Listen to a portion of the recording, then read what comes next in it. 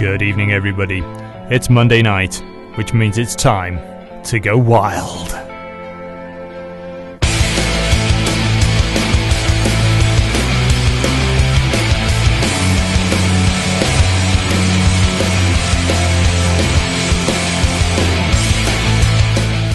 Welcome to the Time to Go Wild radio show on Halton Community Radio 92.3 FM. We're also live across the world on hcr923fm.com/listen and via TuneIn. If you want to contact the show, do so via social media, Facebook or twitter.com/TTGW radio. We have email, radio@widnesworld.co.uk. We have the phone 01928 835 291 and text 07716 672 874. Start your message with TTGW or messages charged at your standard network rate. I hope you're all ready because it's time to go wild.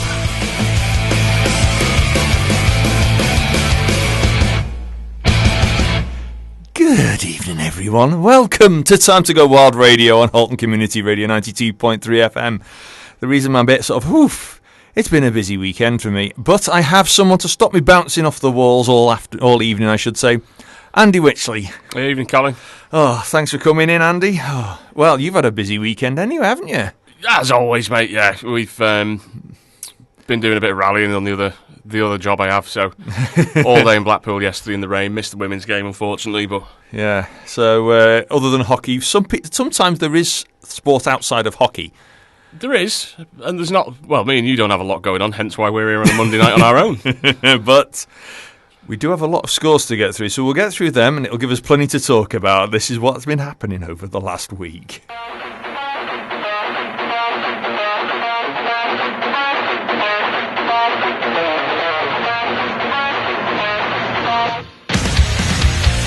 Time for a roundup of the scores from around the country over the last week.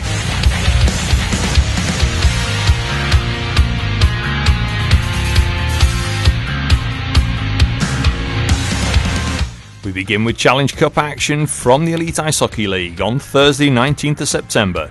Guildford Flames 3, Cardiff Devils 4 after overtime.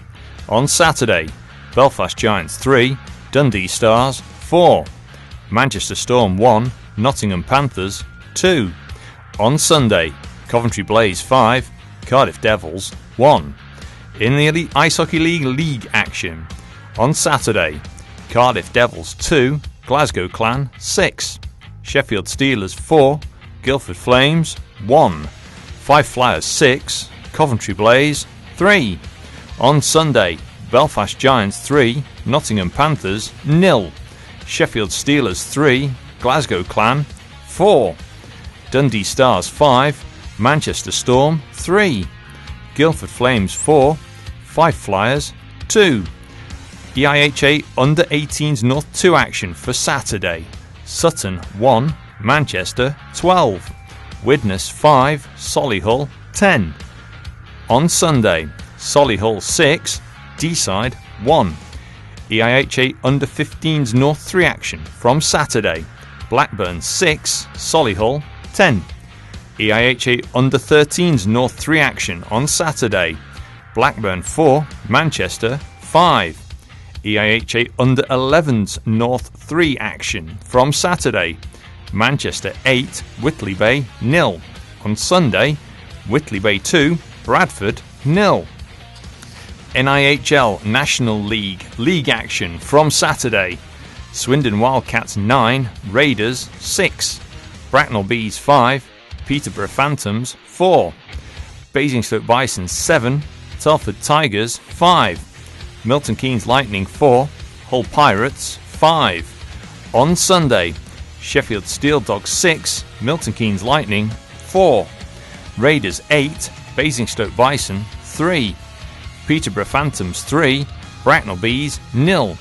Hull Pirates 7, Swindon Wildcats 6 after overtime. Telford Tigers 5, Leeds Chiefs 2.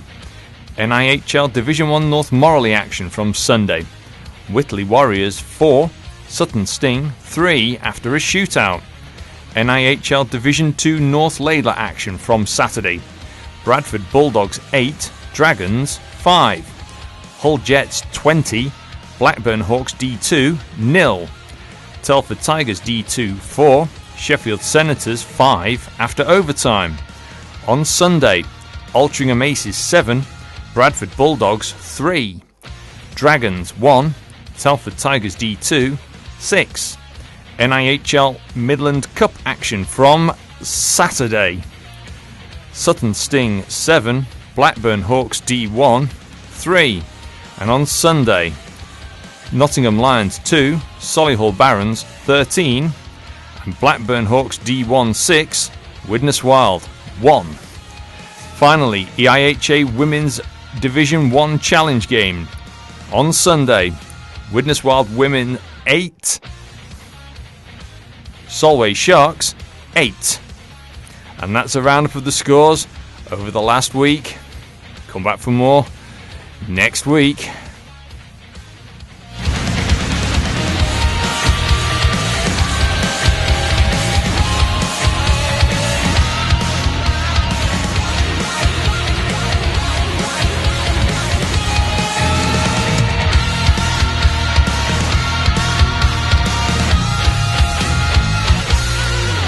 And for a change of pace this week, I wasn't at the road game. I was staying at home. I was taking care of a few things with the under-18s match, which was really good. But then I was there for the women's game. And this is what a couple of people had to say after the match. I managed to catch Mike Parkin after the Widnes Wild women were taking on the Solway Sharks ladies in their final pre-season challenge game. So, view from the bench, Mike. How do you think it went? Yeah, it went really well. I think, there's a few things that the girls need to work on. There's a few things I was really happy with. We had a few of the kind of fresher players kind of building into the lines now. So, it's just stuff. There's little things we just need to sharpen up. And I think as a nice preseason, we beat the team once and drew them the second time with a couple of their stronger players this time. So we just got to really look at sharpening a few things up. And I think we'll be ready to go in the start of the season.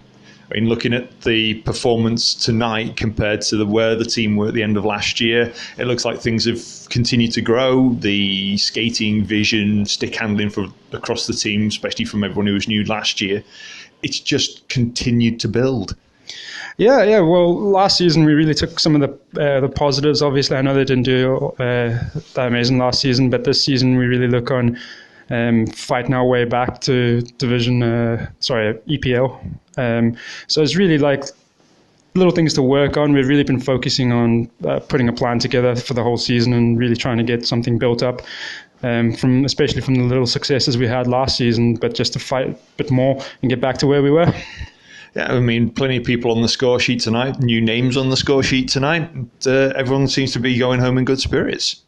Yeah, that's the plan. We've got a nice even spread of the goals as well. It's not just one or two players that are really putting it away. We're starting to get multiple players involved, and with the whole team play as well as with the plan we've got going into the new season, we're really looking forward to having a lot more of these players on the score sheet. And of course, two goaltenders, not just our ever so reliable Steph Drinkwater, but we also have Charlotte Jackson. Yeah, Charlotte, she's a pretty young, fresh goalie. She's got a lot of potential, and I'm looking forward to helping them build together and build a bit of a relationship between the two goalies so that they can rely on each other when needed. I mean, poor Steph got peppered with pucks last year, and this year having two goalies available should hopefully take the strain off, help everyone to relax and play a bit more of a natural game. Yeah, definitely. I think especially with the fact that we've got another goalie as well, there's a bit of competitiveness there. So they know that they have to kind of work for their places. Thankfully, both goalies are fantastic and the training's coming along really well. I'm really happy with the amount of effort they've been putting in off the ice as well as on the ice. So hopefully we can keep this going forward and just push for the new season. Well, it's going to be an interesting season, new teams to see from the previous, and sort of a nice variety of games. Yeah, definitely. There's a nice variety, but also there's going to be, like you said, different teams, different players. We're going to be playing against Division 1 teams as opposed to the EPL teams, but they're still going to have EPL players available, so there'll be some familiar faces playing up and playing down. But no, I think this division definitely will suit the girls' development and kind of push towards getting us back to being promoted. Well, season starts from now, doesn't it? So thanks for joining me and wish you all well. All right, thanks very much. I've also been joined by Widnes Wild Women's captain Emma Pierson. Thanks for joining me. No problem, hiya. The game tonight, I mean, the last time you played the Solway Sharks ladies was the other pre-season game. This was the second one of the two. Looked fairly evenly matched teams, really. Yeah, definitely evenly matched. I think they're going to be one of our biggest competition this season, so it should be good games in the league. I mean, they're very strong, good skaters and mix of abilities, and seeing the way the Wild Women have taken everything from the end of last season and brought it forwards, it's looking like every game is another step forward. There's no steps backwards. No, definitely. We're looking to go out and get wins this season, pushing for being the top end of the table and want to make playoffs. Really sort of develop from last year, use things we've learned last year and put them into practice this year. And I was said to Mike before about the spread of goals as well across the lines. It wasn't just sort of one or two people. You had a fair spread across the whole team. Yeah, it's really good. We play as a team, which is good. We've not got lots of standout individuals. It's nice to have a spread of points and show all the girls that they're not just relying on one or two players. I mean, the pace of the game seems to favour the way the squad's currently structured and helping the development of everyone, especially all the new guys from last year. Yeah, we're just trying to get a good match of lines and try and make sure they're even. But hopefully in this league we should be able to definitely go out and use some of our speed to our strength. I mean, 2 goaltenders as well now, so a bit of competition and a bit more relaxed, I suppose, for both tenders. Yeah, it's really good having two. Obviously in training we've got 2 goalies. They're getting some really good goalie coaching, but also for Steph, she's got a bit of backup there with Charlotte, and same for Charlotte. They've got each other. They do really well as a partnership, really supportive of each other. And we had a returnee after a year out as well. Yeah, it's great to have Kat back. She was a massive part of the team the last few years. Took a season out, but it's great to have her back. She'll be a big part this season, hopefully. Yeah, and Catherine Bodenfeld was on the score sheet as well, so that's a good way to get yourself back into the swing of things. Yeah, hopefully we'll see lots more of that this season. So moving forward, you think it's all positive, of course? Yeah, hopefully, yeah. It looks really positive. We managed to score a lot of goals, get a good spread of points. Stuff to work on. There's some good stuff we need to be taking to training to work on, but definitely involved everyone on the team today, so hopefully that'll take us into the first game against Sheffield. Well, I'll let you get rested and ready for the next time we catch up. Thanks for joining me. Thank you. So, a busy weekend, I think, for a number of Widnes clubs this weekend, wasn't it? Lots of fixtures, lots of results, and I'll do a little bit about the women's game, seeing that was actually there. It was nice seeing Catherine Bowen-Fell back, and some sort of new names on the game sheet. Gemma Brown 1+1, Kat Garner 1+0, Catherine Bowen-Fell 1+1, Sav Sumner 2+1, Emma Pierson 2+1, and Katie Fairclough 1+0. So it was a decent spread of people scoring. It was just so frustrating for them last night. You know, you've been at games, haven't you, Andy, where you get to that final 2 minutes and you think, yeah, we just got to hold on. And then I've been there. I've been in them. Yeah, they're just horrendous, and it just time slows down on you. Yeah, and it was 58-20 and 59-22, 2 goals. And it was literally, I think, in a way, bit of legs, bit of tiredness, bit of match fitness fatigue setting in. But it was a good game. It really was a good game to watch. As you said as well, it's early days and they're competitive already. Yeah. Oh, definitely. You could see it. I think a key thing this year is going to be for the Wild Women's team is the pace of the game. Everyone's got a little bit more time with the puck, a little bit more time to think. And that can make a difference in your confidence. Well, you see that in the Wild Men's as well. And once it gets scrappy, that's it. You know, the game goes away from them, and you have to calm them down. So yes, giving that extra time, giving the extra second just to have a look and see everything, it'll make a world of difference. It does. It definitely does. It's it was a really good game to watch. I mean, player of the night for the Solway Sharks ladies probably was Kimberly Brennigan, 5+0.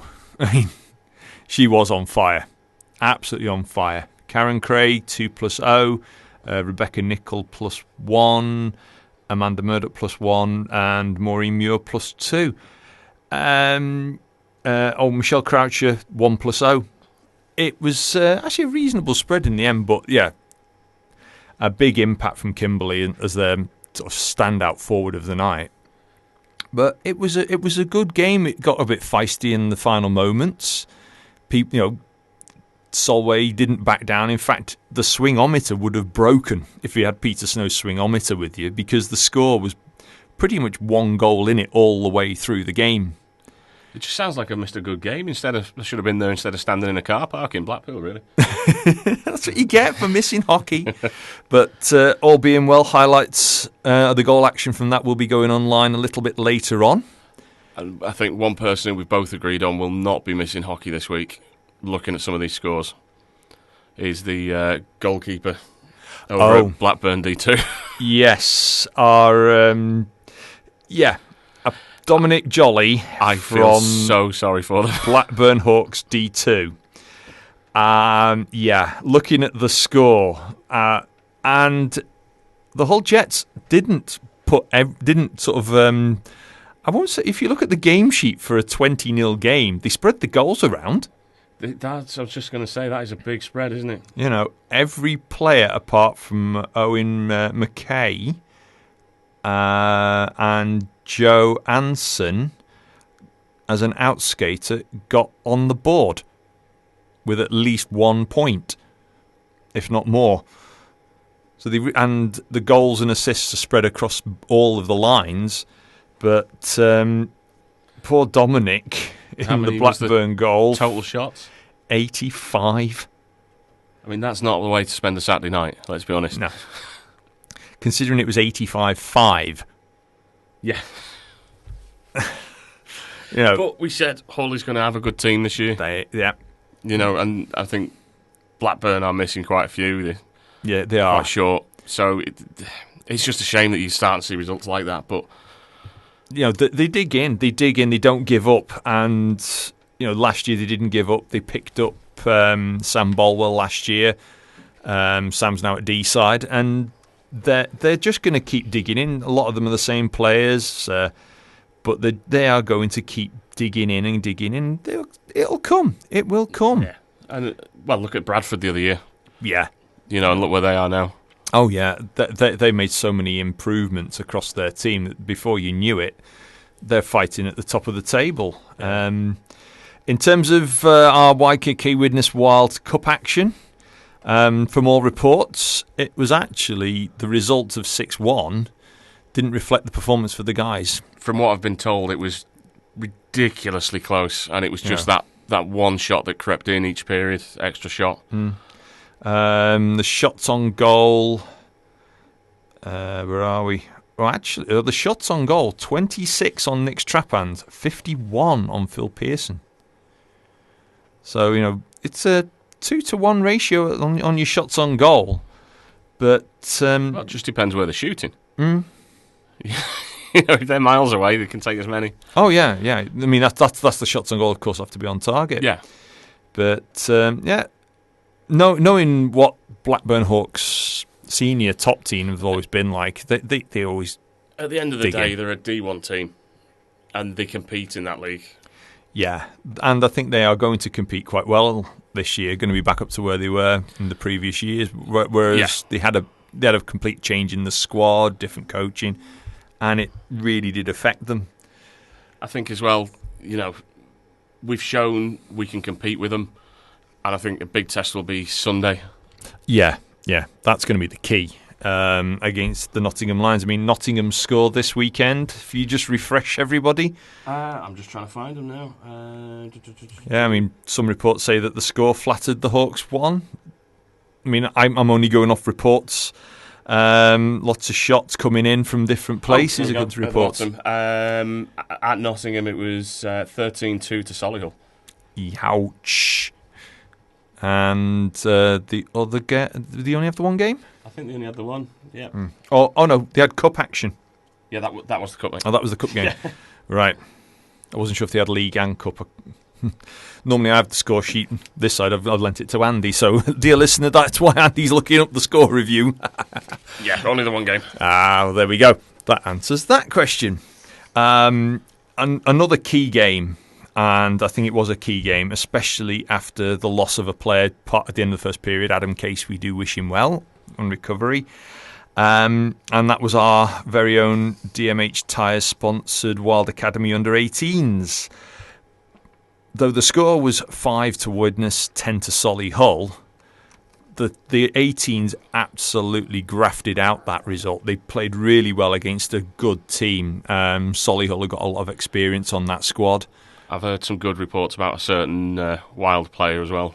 Yes, a certain Sam Anderson was doing pretty well that night. Yeah, I must admit, I will try and find the game sheet for a little while. In fact, we'll have a little break. I'm actually going to play my choice first, and then we'll come back with a different one a bit later. And while that's on, I'll call up the game sheet from the 18s for a little bit of a talking point, because they actually played really well, considering it's their first league game at home. But before we do that, a band some of you may or may not know of. They're called Finger 11, and I promise you I've edited out the swear word. This is Paralyzer. Well, before the music, we were chatting about the under-18s game as for our very own Widnes Wild Junior Academy taking part in the competition in the North 3 League. And it was actually a very good game. I mean, the shots on goal, 23 for Widnes, 44 for Solihull. And considering Solihull are actually a very experienced side, when you actually look at the scoring on each period, it was 4 goals on Widnes in the first, 2 in the second, and 4 in the third. A bit slow off the mark for Widnes scoring on Solihull. 1 in the first, none in the second, but 4 in the third. And I think it's penalty minutes as well cost them. Yeah. Double the penalty minutes is always going to hurt. One did get a 2+10 for the check from behind, unfortunately, but and that was on Ben. Unfortunately, he was a naughty boy, but it was actually a really good game. It had some very unusual points. Holly Neenan, who was reffing, said she'd never been to such a bizarre game because of the way the third period started to swing from one team to the other. It was a very interesting one to watch, and never trust a ref who calls it a bizarre game. Yeah, she actually said, "This is one of the strangest games I've been to and reffed." So, respect given out to our 18s, because a number of them will be playing up from 15s as well, which is an interesting point to take. So, and a couple of the guys, Sam Anderson, of course, plays up for our very own YKK Widnes Wild. I think it's nice that 12, 18 months ago when we were doing this, we didn't have any of this to go through. There was none of this to see. So I think it just shows how far the Wild as a whole's come now. Yeah, I mean, the academy's rebuilt, it's regrown, it's improved massively. Last year we had under 9s, we had under 13s and under 15s, and this year we've now got under 11s and under 18s, and it's a testament to everybody involved that have helped with the recruitment, the word getting round. People come to the organisation, and it's it's great to get the kids all involved and see them having fun. There was another familiar name on the under 18s sheet, Catherine Fairclough from our very own YKK Widnes Wild Women. Yeah, I was actually surprised. I'd forgotten that Katie, I should say, could qualify to play for our 18s. So that was a bonus, seeing her out on the ice, a bit of extra experience. Yeah, because it'd be good for them to have her on there as well. Yeah, especially with how good a player she is. Yeah. So it's really good, and we do wish Adam Case well, because he took a big injury. So hopefully he'll be healed and back soon. So it was, and again, a lot of injuries sometimes are just one of those things. They just happen. With everything, it doesn't even have to be on the ice, does it? No. Look at, should we grass him up? Look at Vince the other week. Yeah. Well, former Wild, now Hawks 1 player, took an injury off the ice. He still came back on. Jeff Wigglesworth did his foot, remember, the other year. He was working. He hurt his foot in work. And being a hockey player, he still wanted to play hockey. So he kept trying to get his boot on. Knowing Jeff, he probably fell off a roof. I think he stumbled or caught it on some uneven ground, I think he said. But yeah, Shouldn't rip him. I'm good mates. Yeah. Well, I'm not ripping it. It's all these memes that you see, don't you, out there? There's one footballer's injured or feigns injury, and it's another one hockey player. You can see him with bandages and steri strips on, and it's a case of feigning no injury. I actually do have a friend who played for Tranmere, formerly played for Man City, ended up at Tranmere, and they sacked him because he had a nightmare, rolled out of bed and hit his arm on the bedside cabinet and broke it, and he was out for 3 weeks, 4 weeks. So they sacked him. There was other bits as well, but yeah. Oh dear. That was the final straw. Dear, oh dear, oh dear. Right. It is time. Instead of the Monday mantra, we've got another little treat for you all.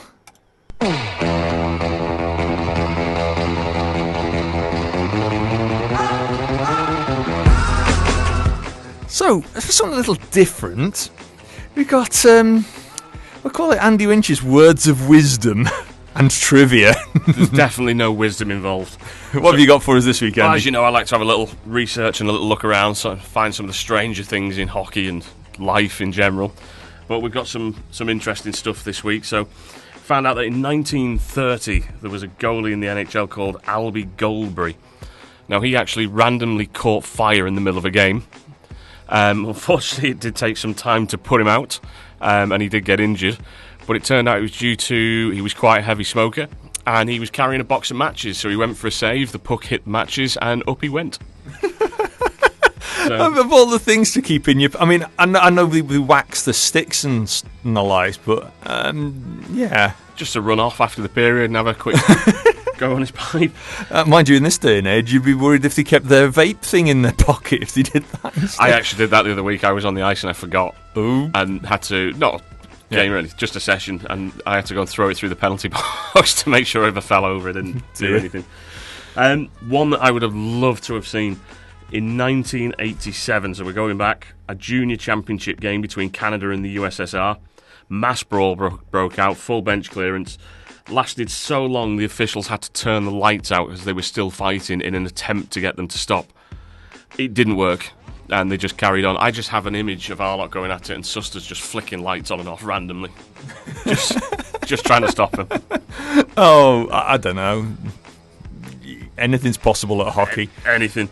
And, I mean, the last one I'll go through. One of my favourites, actually, and this is a true record for the time. So Tiger Williams, former NHL player, currently holds the NHL record for penalty minutes. So in total, in his career, he amassed 3,966 minutes. So just to put that into context, Tiger has spent the equivalent of 2.7 days sat in a penalty box with the likes of me. Well, imagine that when you've got it exceptionally cold. And I'm not having a dig at the guys at Planet Ice Widnes, but it has been very cold the last couple of times I've been in. But it has meant the ice has been nice and hard for ice hockey, which has been good. You know, you don't want soft ice when you're playing hockey, but it can get rather cold. Also, I'll say as well, my penalty box is a fabulous place to be because I'm in it and it's full of sweets.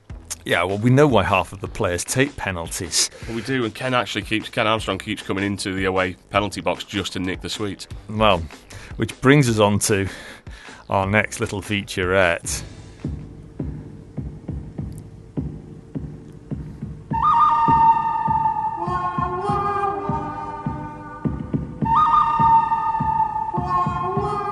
And the good, the bad, and the ugly. It takes me back to the years ago when in the programmes, sometimes you could get it hockey games where they had the good, the bad, and the ugly. Oh, just terrible punnage. It's terrible punnage, but it's all about points, assists, and penalty minutes. Yeah. And you're interested in one about the penalty minutes there. What was it? 3,966. Ouch. Closely followed by Tom Ratcliffe. Yeah. Who's he got 100 penalty minutes the other year? Oh, I do remember it. No, it wasn't. Somebody did get the centenary of penalty minutes for us. They hit the magic number, didn't they? I can't remember. Oh, no. I think the record holder so far per season's our friend Joe Greaves. Yes. But I'm going to read out a tweet from the EIHA, courtesy of @EIHA_official. Many of you have probably seen or become aware of this from an incident between the Dragons and the Telford Tigers D2 on Sunday. And there's some out there in places, there are videos of this incident, but please keep it all in context of the video that's available, because it doesn't start from the very beginning. I've already got confused halfway through. Yeah, but the tweet from the EIHA reads this: the EIHA and NIHL are looking into an incident which took place in the second period of a NIHL North 2 game at D-side on Sunday night between Dragons and Telford Tigers 2. A full statement will follow once investigations by EIHA and any external bodies are completed. So, yeah. Sounds quite serious. There's an incident being investigated. If you were able to find the video, please keep it in context. There are clips probably out there on different social media sites. But yes, something happened. We can't say any more than something happened. And yeah, rather unpretty, and it's something that we don't want to see in ice hockey at all. And hopefully everything will come out in the wash. And you know it's serious when the statement sounds like what the police say to me every time they pull me over. Well, it's not your fault. Your car has a few extra beans under the hood, and you've got a bit of a heavy foot. Well, they just like me. That too. In other news regarding disciplines, we've just got a couple of others. Let's see. Bracknell Hornets forward Mike Strafford has picked up a match penalty for high sticking in a NIHL South game at Slough Jets on the 14th of September. At the same game, Hornets coach Mark Saunders received a game misconduct, which has resulted in an automatic one-game ban, which was served on the 15th of September. Stretham's Adam Wood was given a match penalty for fighting in a game against Slough. He's going to miss games on the 22nd and 28th, so it's one down, one to go. And Oxford City Stars David Manning was given a match penalty for checking to the head. Ooh. In a game against Bracknell Hornets. Lee Jameson in a challenge game was assessed a match penalty for checking from behind, but it's been downgraded to 2+10. So he doesn't miss, which is a good thing in that way. So yes, if you want any more information, it's just check out the EIHA website and the disciplinary sections. In regards to the fighting one, just tweaked my brain because it was something I was watching the other week. I know there's a debate on should it be in it, should it be not, penalties, no penalties, that sort of thing. If anyone gets a chance, I think it was on one of the streaming services. Obviously, there are many streaming services, won't go into them. There is a documentary film called Ice Guardians, Last of the Enforcers. Yes. And if you've not watched it, if you're new to hockey, it explains fighting in hockey so well. Yes. I don't know if it's the same one, but is it a very recent one, Ice Guardians? Yes. I saw one about, be a good 10 years ago now. Ironically, I was supposed to be travelling I was still living in Hull. I was supposed to be travelling from Hull back to Liverpool. And this documentary was on, and it's guys from the CHL in North America, where they do have the goon on each team. And I'm trying to remember the guy. I can't remember the guy's name, but his hand was a club. Yeah, he'd had that many fights, and his hand was basically a club.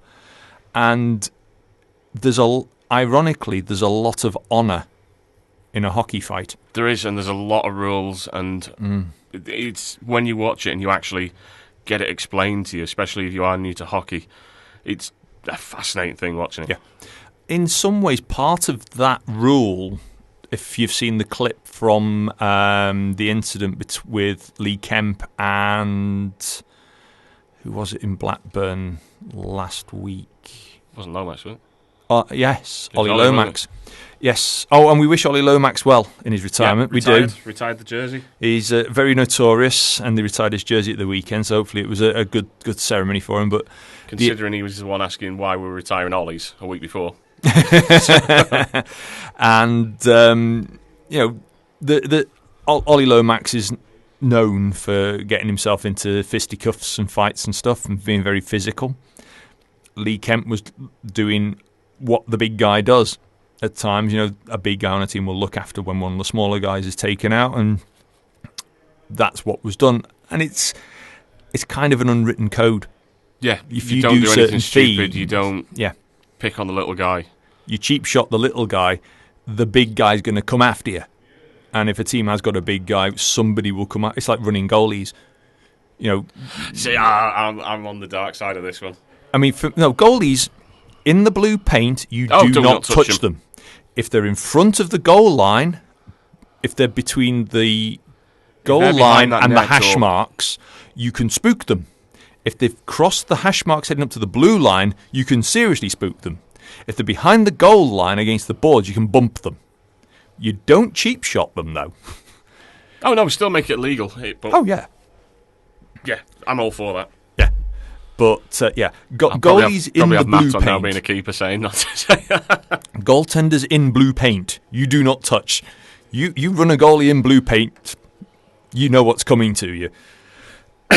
So, But yeah, some interesting penalties and the likes come up, and of course we will, as we see any official news, we will relay it about the unfortunate incidents in Deeside. But I think bringing it more back to our very own Widnes barn, busy week to come, busy weekend to come. So we'll have another little bit of music, and we'll tell you what's coming up. And this time, I think you're going to like this one. Get your weapon of choice.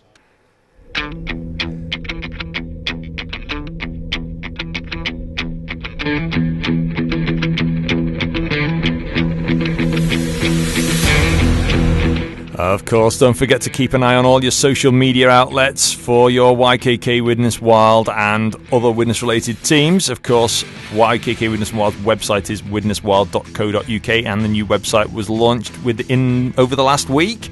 We also have Facebook and Twitter.com/WidnesWild for the club, or TTGW Radio for the radio show.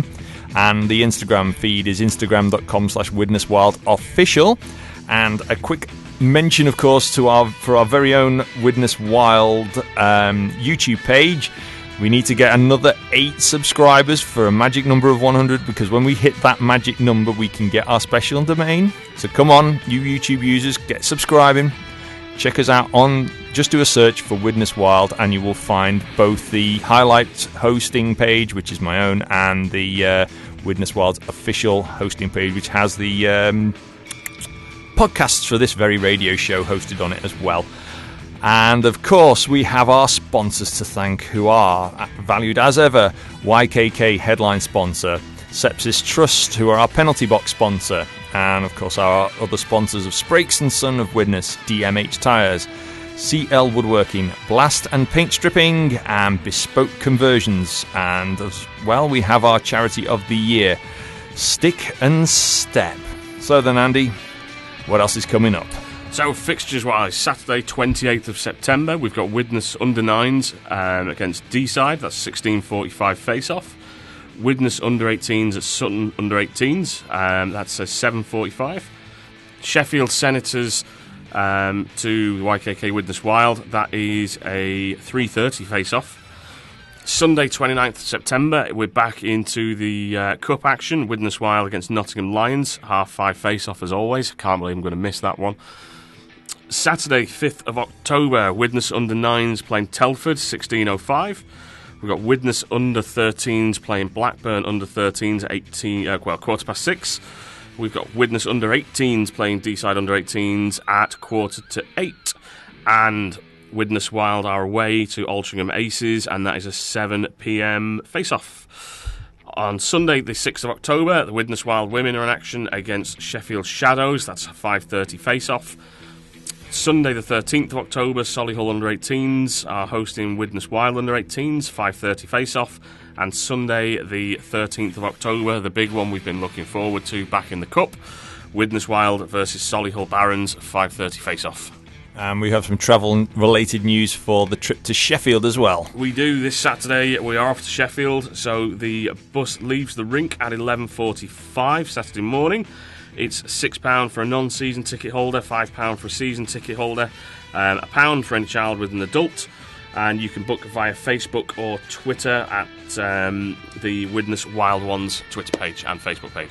And so we hope to get many of you down there as we can. Oh, so it's going to be a busy couple of weeks coming up. Oh, still lots to cover.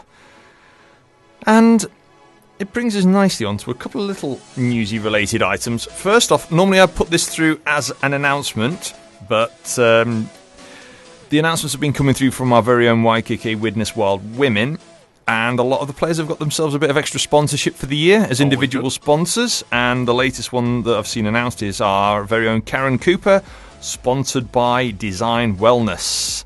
So that's great news again, seeing the players getting a bit of extra support from extra sponsorship. Always good, and from when I used to play in other sports, it's so nice when you get a sponsor on board. So it does give you a boost. So that's a good one. And my little find, I often find little meme postings and stuff online, and one of my little things people might know if they listen to the Box of Delights, it's more of a phrase I picked up, that everything's better with bacon. How do you feel about that, Andy? Everything's better with bacon? I'm on keto diet, so everything has bacon. Well, there you go. You just can't get enough bacon. Oh, well, there you go. Everything's better with bacon. And a page that I keep an eye on is Hockey Unplugged. And they had 3 players. I think they're all from the same team by the look of it. And there is number 15, number 6, and number 29. Number 15 is Mr. Just. Number 6 is Mr. Cook. And number 29 is Mr. Bacon, a.k.a. Just Cook Bacon. What do you think of that? I think the one on the right looks like a netminder. Yep. He is a goalie. You can never have enough bacon, as we said. Yeah. Just get it cooked. Everything's better with bacon. Wrap chicken in it, wrap bacon in bacon. Yeah, just bacon wrap bacon. Everything. And Kevin Bacon. Films with Kevin Bacon. Who doesn't love Footloose? Oh, well, classic Footloose, yeah. Everything's better with bacon. Tremors. Nah, Tremors is a movie that I haven't watched, but there's a reason, and I've seen the clip of the worm slamming into the wall, though. That is funny. We are going to have a falling out, we really are. No, it's just a film that doesn't bother me. It's like Alien. Alien doesn't bother me either as a film. Carry on. I do apologize. It's just not my cup of tea. I'm not saying they're bad movies. Listener, I'm not saying they're bad movies. They're just not my cup of tea. That's all. They're just not my cup of tea. You'll be telling me you don't watch Goon now. I've got Goon on DVD. I've got Slapshot on DVD twice. One's Region 1, one's Region 2. I've got Miracle. I don't have any Mighty Ducks. Yeah, I'll let you off. Matt, better. And there's another one. Home is where the heart is, and that's from another Hockey Unplugged. But I didn't put it like that. I put it more. Home is where the hockey is. See, I love that one because it really is. The Sunday nights, it's one thing I look forward to every week now. You know, I am absolutely gutted I'm not there this weekend. And it's just when you walk in, you see everyone you know. I mean, obviously we kind of get sectioned off. You're filming, I'm in a penalty box, but still people stopping by all the time, chatting. It really is. The rink is home. Yeah. I mean, I'm there for one of the academy games or the women's games, a rec game. Well, that's it, but it's even outside of it because, you know, next week I'm karting and I've got a certain Mr. Barry Sprakes with me and Chris Woodhouse from the rec teams as well. Yeah. And, of course, I've got to say it again, the blind ice hockey was just fabulous. Yeah, I do hope that so comes back, and if it does, you've got to come down. Yeah, we would recommend you come along, and if you know you're able to qualify to play blind ice hockey, and you think, well, do I or don't I? Even if you can't skate, come along. We'll strap some skates on you. We'll get you on the ice, and wherever they take place, and go for it. Colin will push you over. It's great. I'll probably more likely fall over myself. I just about managed to stay upright.